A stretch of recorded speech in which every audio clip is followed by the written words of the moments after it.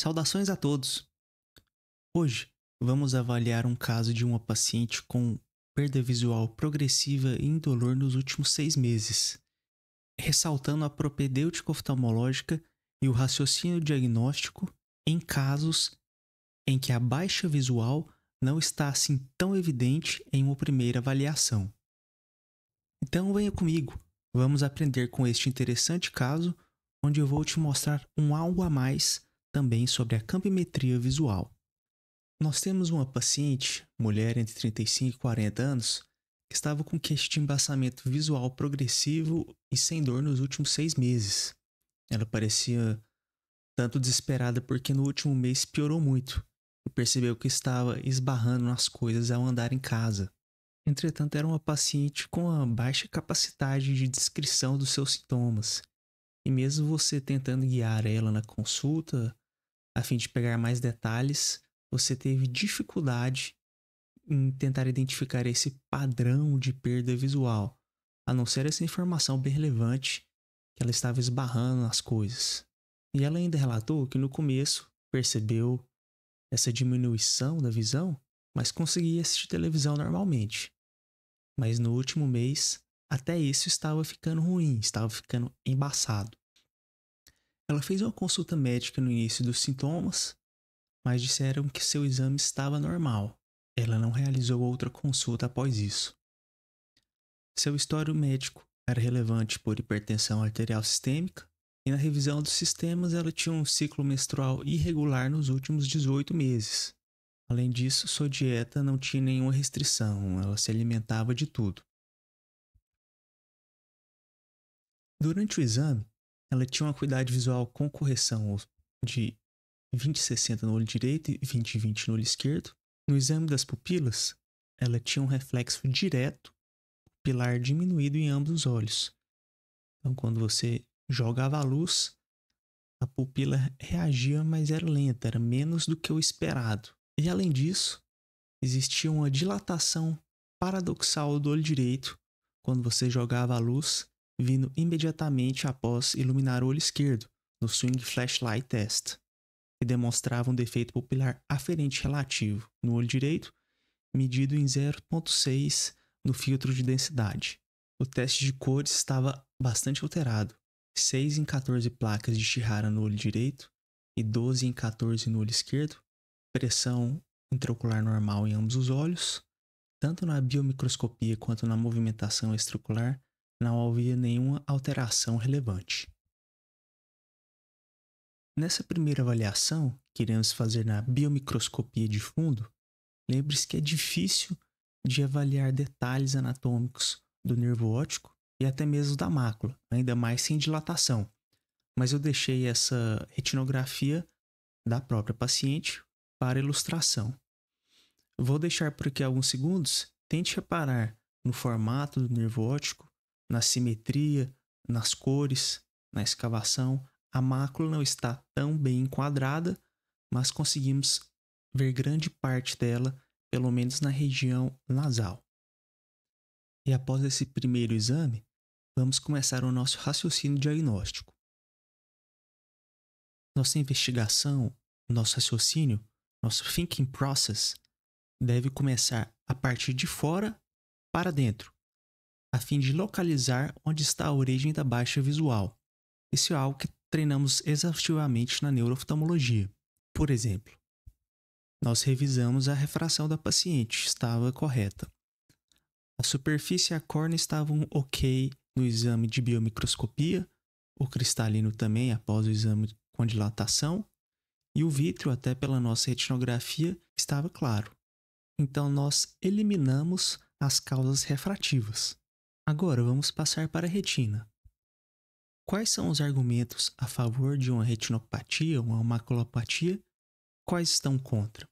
Em minha opinião, a favor seria a baixa da acuidade visual e contra ela, um aspecto de normalidade nesse exame inicial.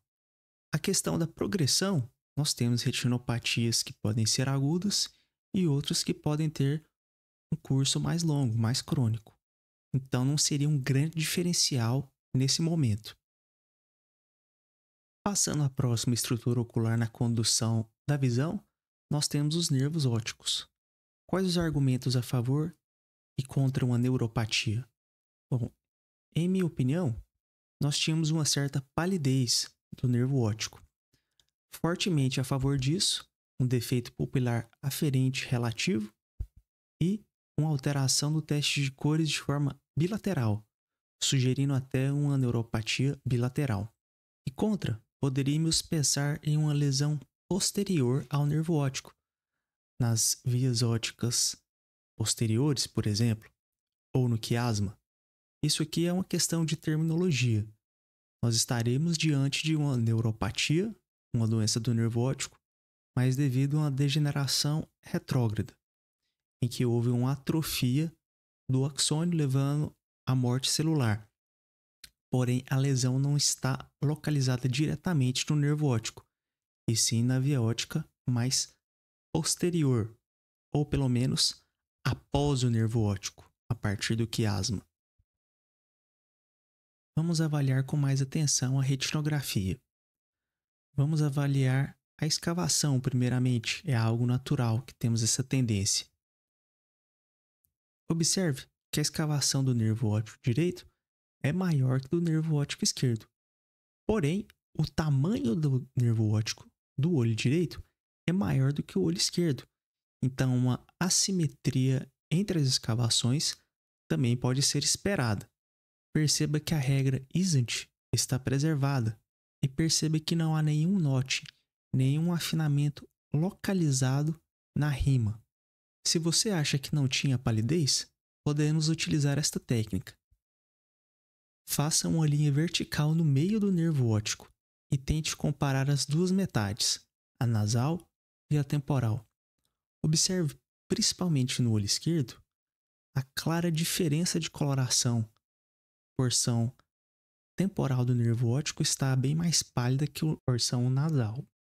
No olho direito, isso parece não ser tão evidente, mas acredito que a saturação de cores atrapalha um pouco a avaliação deste olho. Após a avaliação da retinografia, vamos retornar ao nosso raciocínio diagnóstico. Quanto a uma possível retinopatia, ela ainda é possível, mas seria algo subclínico. Então precisaremos de exames para identificar este problema. E, diante dessas evidências de defeito pupilar aferente relativo, palidez, alteração no teste de cores, aparentemente o problema está localizado no nervo óptico ou em ambos os nervos ópticos. Quanto aos exames complementares, não podemos esquecer, essa é uma das mensagens principais dessa aula. A campimetria visual é um exame que faz parte da avaliação da função visual e é de extrema relevância no nosso pensamento diagnóstico.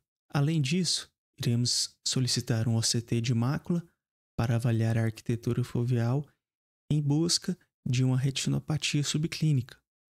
O OCT de camada de fibras nervosas peripapilares e da camada de células ganglionares nos ajudará a confirmar a respeito de uma neuropatia e até mesmo a quantificar o dano existente. A autofluoro é uma possibilidade a fim de buscar uma retinopatia também subclínica e a fluoresceína angiográfica, nesse momento, eu não considero como um exame essencial, pois o OCT já nos dará uma boa percepção a respeito da arquitetura foveal. Além de ser um exame com contraste, então eu deixaria para um segundo momento se necessário.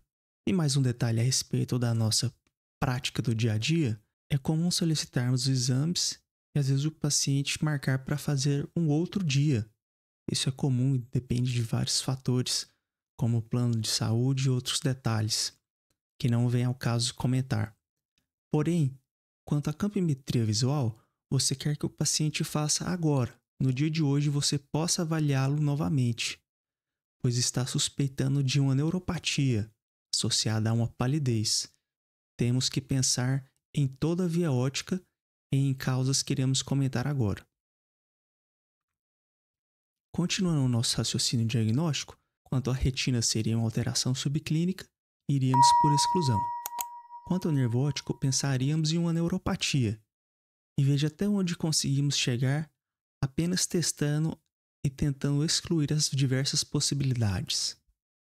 Colocarei as principais causas de neuropatia em uma ordem aleatória e iremos testar as possibilidades de acordo com a nossa história e os achados até aqui. As causas inflamatórias e infecciosas, o que nos fala a favor? Bom, nós pegamos o paciente já com fase de atrofia óptica. Nós não sabemos o que aconteceu. Nós não temos ocampimetria visual. O que nos fala a favor são fatores demográficos. Essa é uma paciente mulher, jovem e epidemiologicamente está mais propensa a ter doenças desmielinizantes, por exemplo. Ainda, a presença de um defeito pupilar aferente relativo e alteração assimétrica no teste de cores nos fala a favor dessa neuropatia unilateral ou pelo menos assimétrica, que é também um fator relevante a favor de neuropatias inflamatórias. Contra essa hipótese, temos o fator de um olho estar com a acuidade visual preservada, 20/20, sendo que na maioria das neuropatias, pelo menos em uma fase aguda, nós temos uma baixa da acuidade visual. Além disso, não houve nenhum episódio de dor relacionado com os quadros de baixa visual.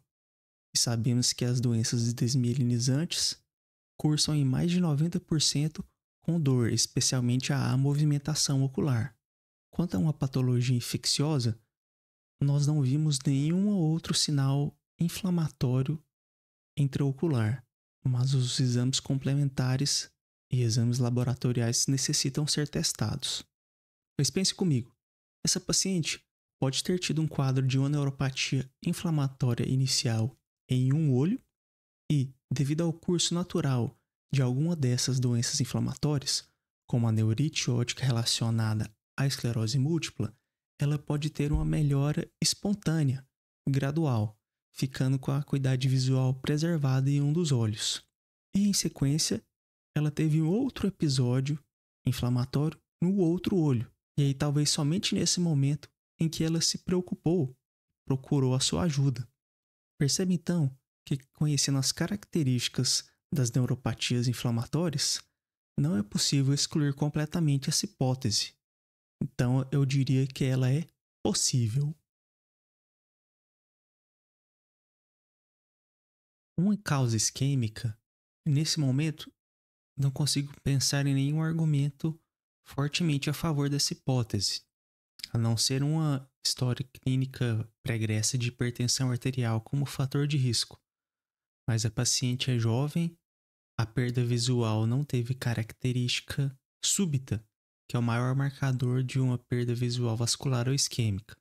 Além disso, contra essa hipótese, a paciente não possui um nervo óptico em risco, um disco em risco, pequeno, crowded, com uma escavação mínima, que seria um fator de risco anatômico para neuropatias isquêmicas anteriores. Pensando em uma neuropatia isquêmica, poderíamos ter um fator isquêmico ao longo do trajeto das vias ópticas, como um pequeno AVC occipital, causando defeitos no campo visual, o que não deixa de ser uma forma isquêmica. Porém, pensando somente em uma neuropatia isquêmica, essa hipótese perde valor. Então, nesse ponto, eu não riscaria completamente da lista, mas eu diria que é uma causa improvável para responder a nossa questão. Uma neuropatia compressiva, o que nos diz a favor disso? Bom, temos muitos fatores a favor dessa hipótese, em minha opinião. É uma perda visual progressiva e indolor.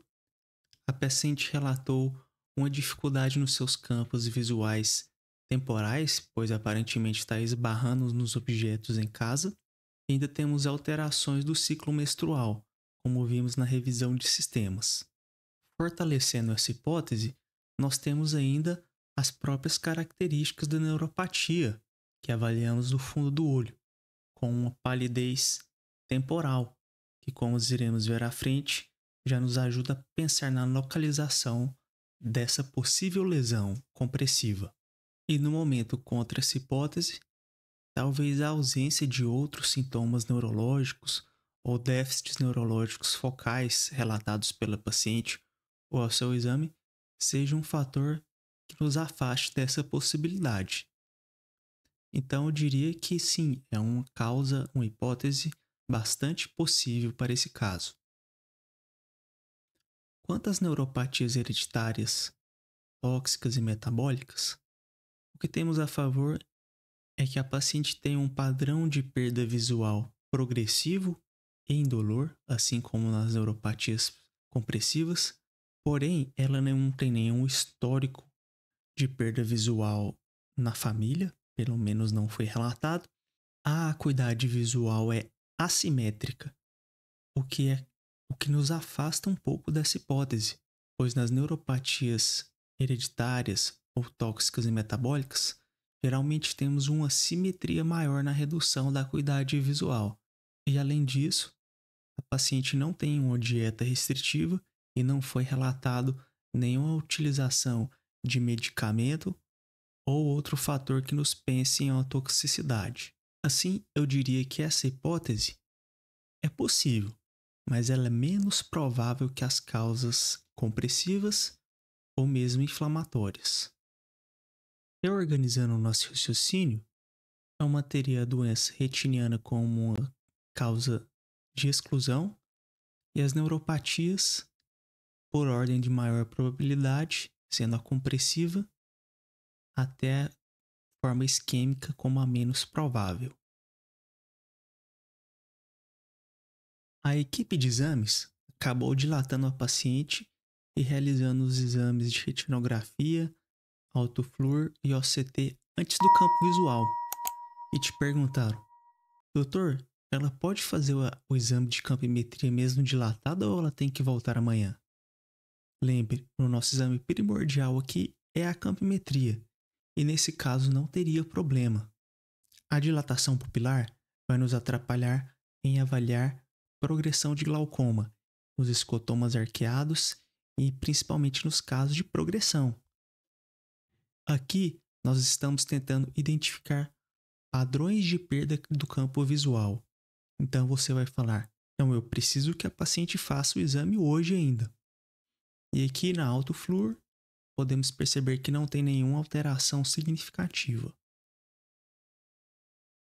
Perceba que a média da espessura da camada de fibras nervosas peripapilares está normal no olho direito e relativamente diminuída, moderadamente diminuída no olho esquerdo.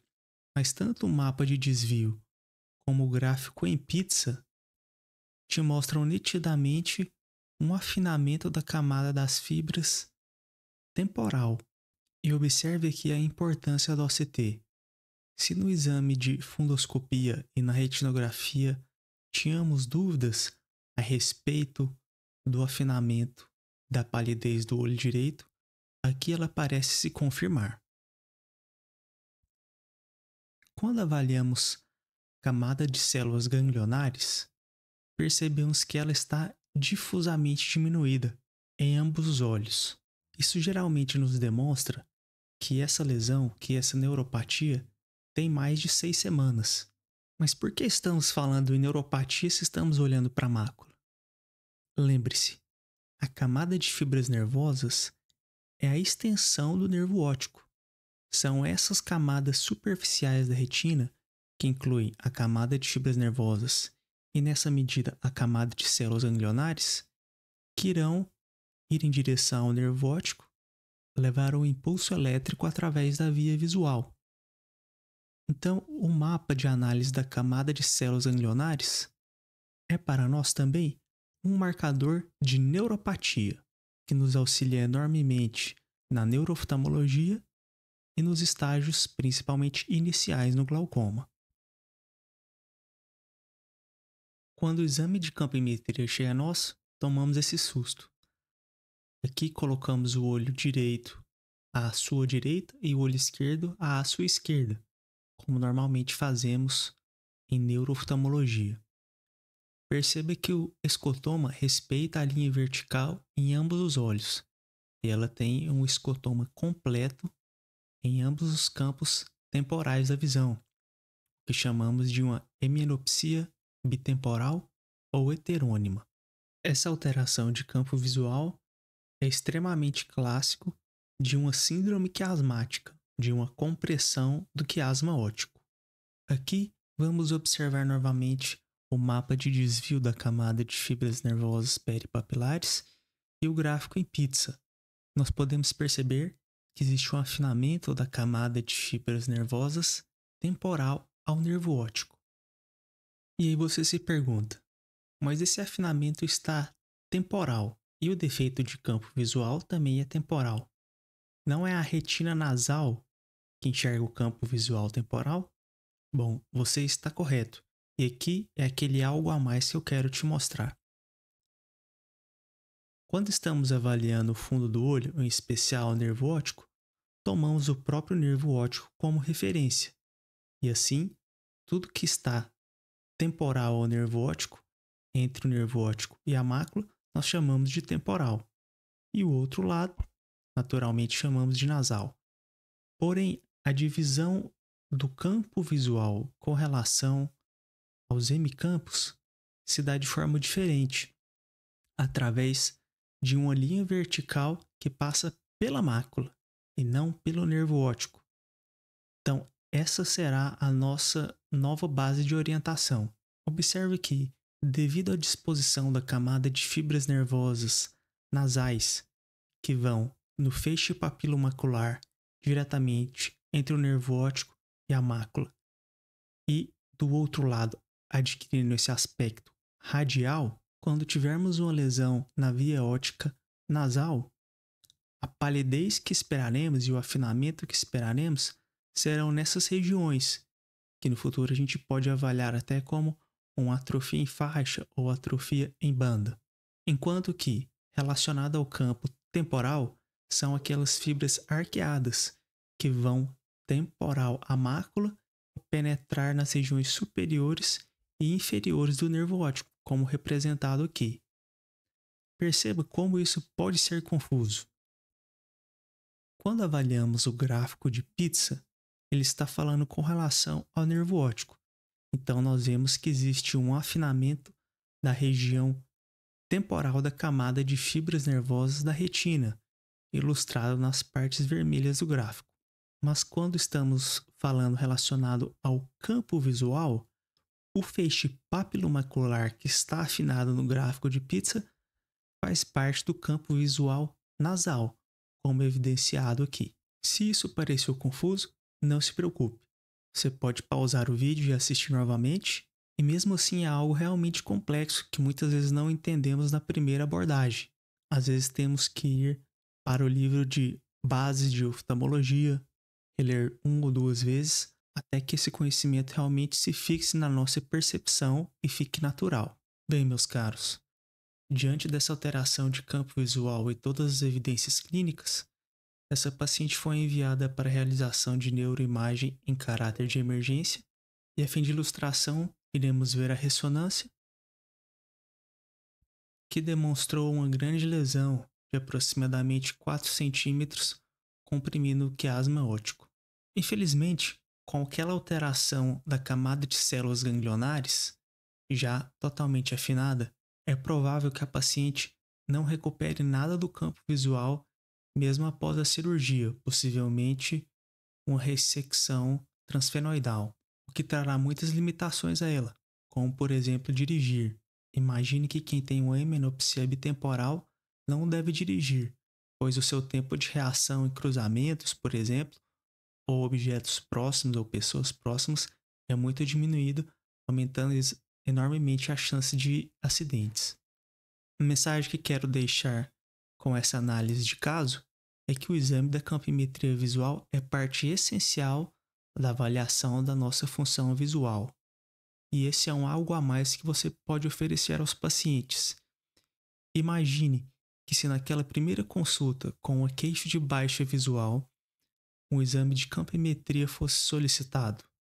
Provavelmente já existiria algum padrão de escotoma, Com certeza não completo, como vimos aqui, mas algo que sugeriria uma síndrome quiasmática que pudesse adiantar esse diagnóstico e talvez evitar essa perda visual de forma irreversível dos campos visuais da paciente.